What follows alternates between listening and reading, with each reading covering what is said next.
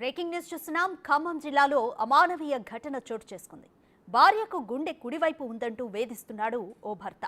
ఖమ్మంలోని జయానగర్లో ఈ ఘటన చోటు చేసుకుంది. పెళ్లైన 20 రోజులకే భార్య భవానికి గుండె కుడివైపు ఉందంటూ భర్త భాస్కరాచారి వేధిస్తున్నాడు. దీంతో భవానీ న్యాయస్థానాన్ని ఆశ్రయించింది.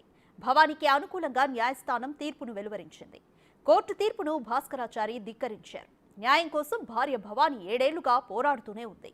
అయినా భర్త ఆచూకీ తెలపకుండా అత్త మామలు వేధిస్తున్నారని భార్య భవానీ ఆరోపిస్తోంది.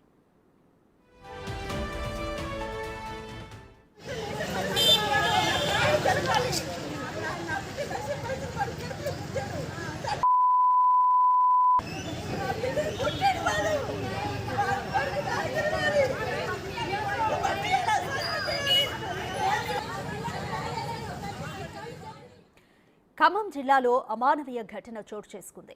భార్యకు గుండె కుడివైపు ఉందంటూ వేధిస్తున్నాడు ఓ భర్త. ఖమ్మంలోని జయానగర్లో ఈ ఘటన చోటు చేసుకుంది. పెళ్లైన 20 రోజులకే భార్య భవానికి గుండె కుడివైపు ఉందంటూ భర్త భాస్కరాచారి వేధిస్తున్నాడు. దీంతో భవానీ న్యాయస్థానాన్ని ఆశ్రయించింది. భవానీకి అనుకూలంగా న్యాయస్థానం తీర్పును వెలువరించింది. కోర్టు తీర్పును భాస్కరాచారి ధిక్కరించారు. న్యాయం కోసం భార్య భవానీ 7 ఏళ్లుగా పోరాడుతూనే ఉంది. అయినా భర్త ఆచూకీ తెలపకుండా అత్త మామలు వేధిస్తున్నారని భార్య భవానీ ఆరోపిస్తోంది. తర్వాత నేను ఇక్కడ పెట్టను అక్కడ పెట్టాలంటే జాయింట్ అకౌంట్ ఏమంటే నేను డిపార్ట్మెంట్ లోకల్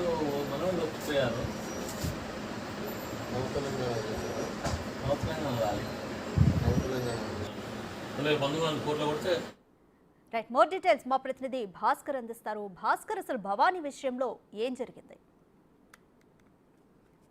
రాధిక, ఇప్పటికే ఖమ్మం నగరంలో జైనర్ కాలేజ్ చెందినటువంటి ఓ వ్యక్తి తన భార్యకు గుండె కుడివైపున ఉందని ఒక కారణంతో పెళ్లి అయినటువంటి కొన్ని రోజులకి ఆమెను దూరంగా పెట్టిన నేపథ్యం ఉంది. మొత్తానికైతే మాత్రం ఈ విషయం కాస్త చిన్న కానుక తయారై పెద్ద మంది సమక్షంలో పంచాయతీ నిర్వహించినా సరే పెద్ద మంది పోవడంతో చివరకు న్యాయస్థానాన్ని ఆశ్రయించాల్సిన పరిస్థితి నెలకొంది. అయితే దీంతో పాటు న్యాయస్థానం కూడా చివరకు తాను భర్త చేసిన ఆరోపణలపై వివాహిత మొత్తానికైతే మాత్రం కోర్టుకు ఆశ్రయించింది. అయితే దానికి సంబంధించి న్యాయం కోసం 7 ఏళ్లుగా పోరాటం చేస్తున్నా కానీ తనకు ఇటీవల కాలంలో న్యాయస్థానం తీర్పు బేఖతారు చేసిన భర్త అంటే న్యాయస్థానం తీర్పు తనకు మరొకటి 10,000 నెలకు చెల్లించాలని చెప్పిన ఒక ఆదేశించి ఇవ్వడంతో ఆ ఆదేశాలను కూడా పక్కదారం పట్టించేసినటువంటి భర్త ఒక్కసారిగా తనపై అంటే వివక్ష చూపెడుతూ భాస్కరాచార్య అనే వ్యక్తి వివక్ష చూపెడుతూ తనకు అన్యాయం చేస్తున్నారని చెప్పని మరలా ఇంటి ముందు నిన్న ఆందోళన చేసిన నేపథ్యం ఉంది. మొత్తానికైతే ఇంటి ముందుకు ఖమ్మనగరంలో జయనగర్ కాలనీకి వెళ్ళినటువంటి భార్యకు అత్తమామలు కూడా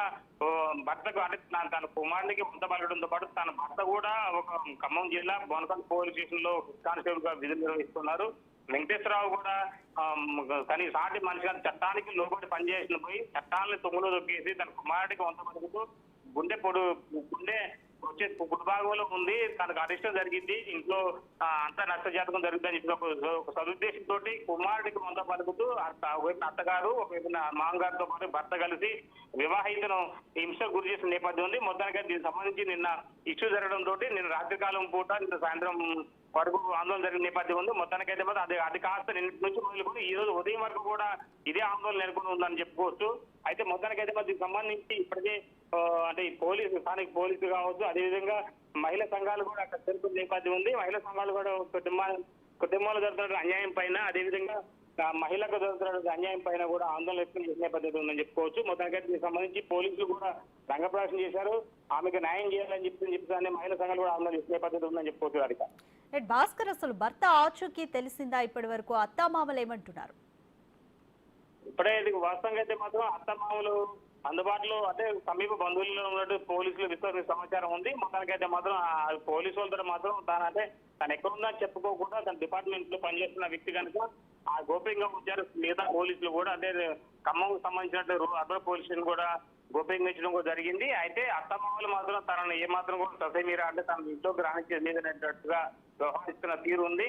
మరోవైపున భర్త మాత్రం ఇప్పటికే అప్స్కాండ్ అయినట్టుగా పోలీసులు పేర్కొంటున్నారు. భర్త మాత్రం హైదరాబాద్ లో ఉన్నట్టుగా సమాచారం ఉందంటూ మరి కొంతమంది అంటే వాళ్ళ బంధుమిత్రులు కూడా ఆరోపణలు చేస్తున్నా కానీ అట్లా కొట్టింపాటు చేస్తున్నటువంటి నేపథ్యం ఉందని చెప్పుకోవచ్చు. Thank you Bhaskar.